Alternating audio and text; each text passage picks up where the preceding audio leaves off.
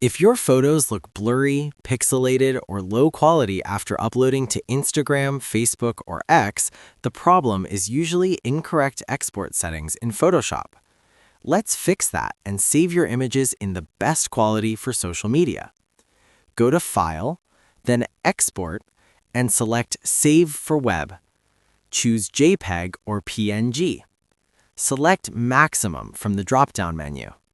Set quality to 80 to 100.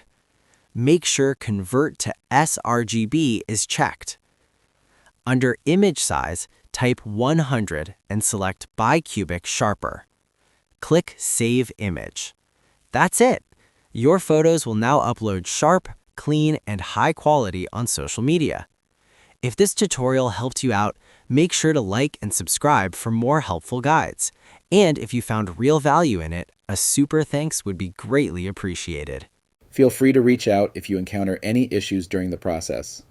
If this video helps you out, please leave a like and subscribe. Comment below if you have any questions. If you need further assistance, consider hiring a professional using the link in this video below.